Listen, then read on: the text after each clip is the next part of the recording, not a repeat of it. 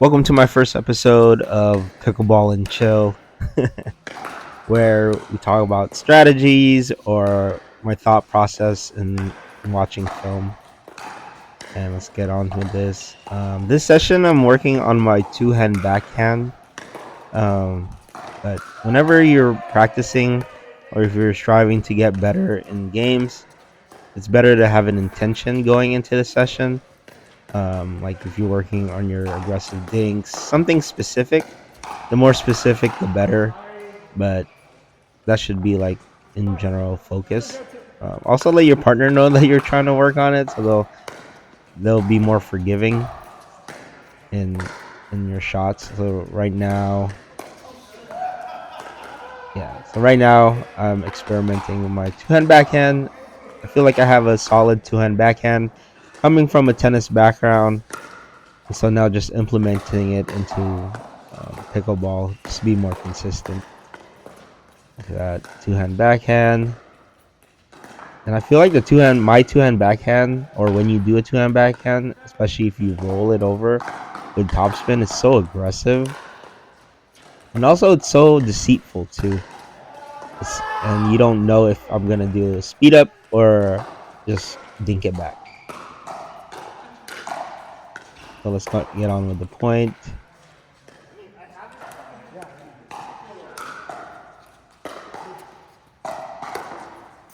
Drop. Oh, this is actually the first game, so I may be just warming up. Let's see if I can be consistent about it. And even now for strategy, when my third shot dropped, oh, what a nice early. When my third shot drops, I try to aim for it like 85% of the time in the middle. Because it's such a high percentage play when I get it over that it's pretty effective. Sometimes, like if I'm feeling like if I want to change it up, I try to do it in the corner. But when I third shot drop that ball to the corner, kind of like that, my opponent has more angles on hitting. So, and also recently I've been trying to implement more of a third shot drive than a fifth shot drop, just to get me up to the kitchen, just to add variety and switch things up. Because my opponents could easily say, "Oh, he's just gonna third shot drop all the time." So get ready.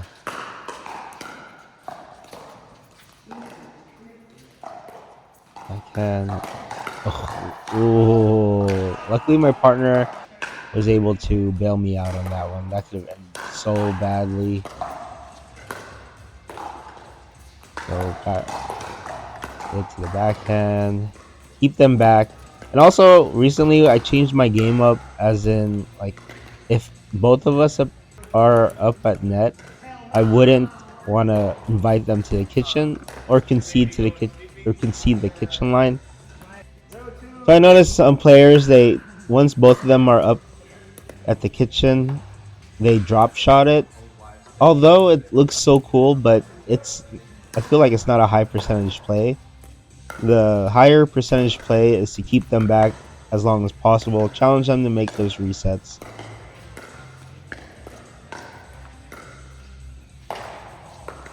Oh, that was alright. I think I let him take the ball because he had momentum, but I think he saw my paddle up. And then he's like, "Oh, I think you're gonna get it," but it happens. Me and my partner right now, we don't normally play with each other because I think we're pretty solid. But now we were able to gather a good group that we mix things up in like a round robin style. So right now we're playing King of the Court. There's two courts going on. The other court is the King's Court. This is the Challengers Court. So the winners of this court will go to the King's Court, and then the losers will switch partners, and the losers in the King's Court will switch partners too. So we like to mix things up and trying to get a good matchup going on. But for this session, everybody's around the same level, and it's just who's the better partner. Better partners can be king of the court.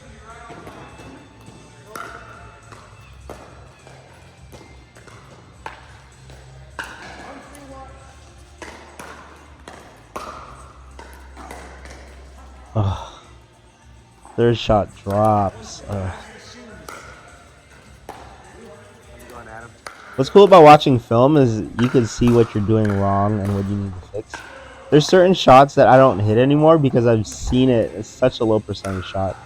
It's like 1 out of 10 times I make it, or 1 out of 20, and sometimes it's like, why do I even try for those shots?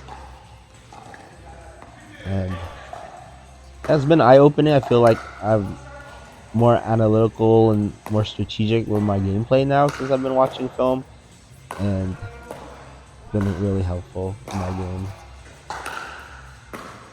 So now I think I want to work on being more aggressive up in the kitchen line. I tend to be more passive, kind of like this. Well, I like this. I'll show you an example. I don't know when, but I think I need to trust my third shot drop. No, not like that, but I need to trust my third shot drop so I could crash the kitchen, which I don't do as much. I tend to stay back until I get the almost perfect drop or a good drop, but I think I should slowly creep up more if I have an okay to good drop. Oh, I sped that ball up. Or I popped it up just a little bit high. Yeah, especially playing higher levels or at like more advanced levels. Any ball that is popped up, I'm getting punished for it. So there I'm working on my two-hand backhand. Sets it up. Dinks. Good resets. Resets. And lobs. And I noticed by watching film, I haven't been successful in my lobs as much as I wanted to. I think I've hit it like 1 out of 5 times. But most of the time when I lob it up, it's like not too far and just enough for my opponents to just smash the ball, and that was my fault. Oh, that was out actually. Got lucky there. So another thing that I've been working on too is, especially on returns. Oh, that was my fault. Or that was out too. Same play as earlier. But I've been squeezing the middle in returns, just in case my opponents do a drive. So the two-hand backhand exchange. I was thinking, yeah, challenge my backhand, bro. Let's see what happens. So with the two-hand backhand, I feel like I have more control, and I could add like a more consistent spin. It goes in as much. I pop it up. Oof. Let's go. Let's go. Oh no. What a rally. Let's go. Oh, that was my fault. Too aggressive. Why was I attacking below the net? That is crazy. So kind of like that. I squeeze the middle for a drive. Being on the offensive.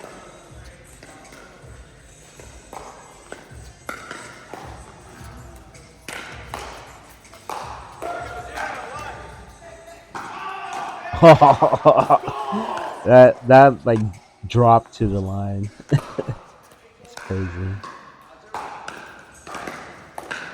What a read. He knew. I think I didn't even disguise it. But I think I tried to roll it, but I was a little bit late. It was getting heated.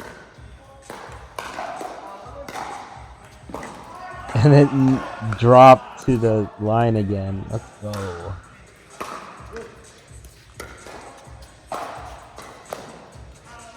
Ugh, drops.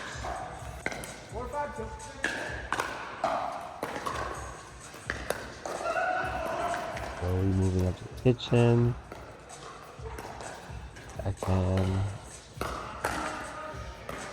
Let's go. What an exchange.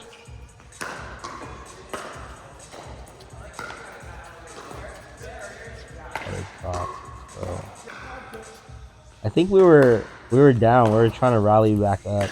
So we gained momentum. We were hitting our shots.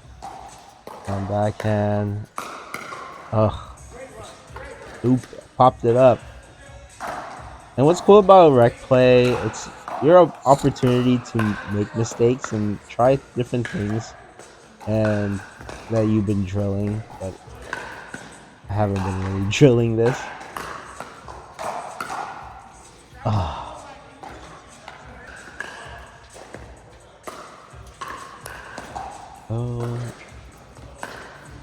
oh, earning attempt, got back. Ugh, yeah, those kind of shots are like kind of like a wild card. Let's go. What a overhead. I was gonna say serve. So I play tennis too, and so some terminologies I get it mixed up.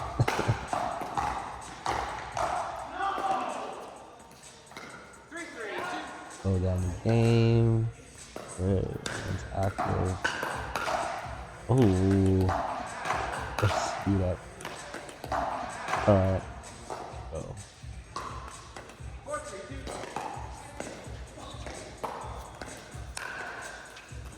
Good return. Smash that ball. One of the downsides of playing in these type of quarters or environments that the fence is a little bit short. It's a little bit tight, so sometimes it's kind of hard to do an ATP, and you can end the point by angling the ball, kind of like what I did in the previous point. But it works. I mean, in my area, there's very limited space to play pickleball like this, so I take it.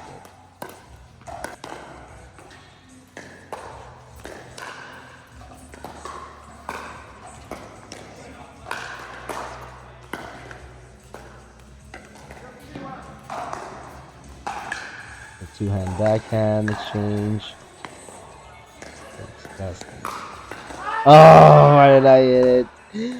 It's just those shots that are like reflexes.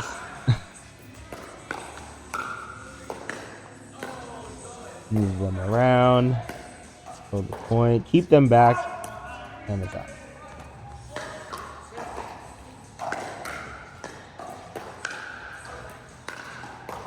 Drive.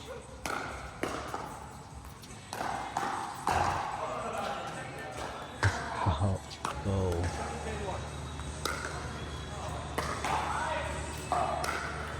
Oh, it's alright.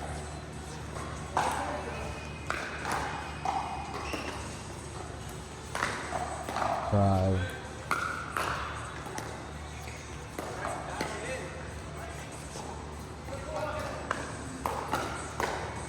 Oh, what a combo. I was just trying to get him played, but I think the right play would just drop the ball to reset the ball to the middle. Oh, the momentum going.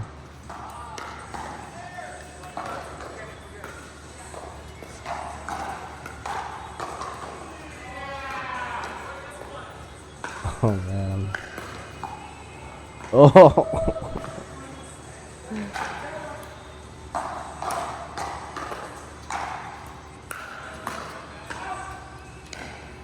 Yeah, the difference between higher levels now compared to lower levels is how you can construct the points. And there's a lot of intentions in the point. So, big difference in levels.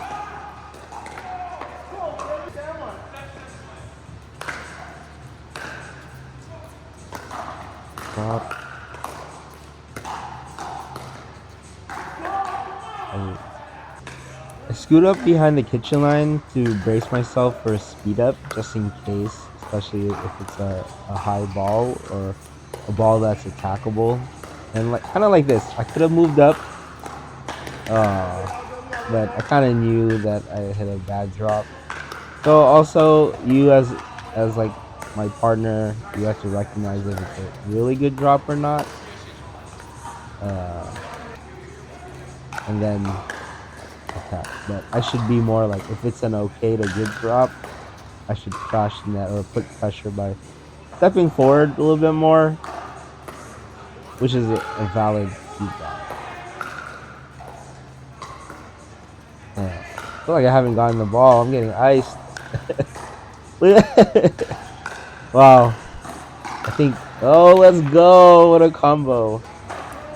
Let's see. Let's see if I'm getting iced, or I was getting iced. Not getting the ball. Yep, I got the ball. It's good. That's also a strategy to just hit to one partner.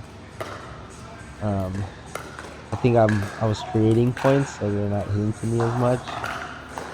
We were down, but we came back and won the game. Let's go.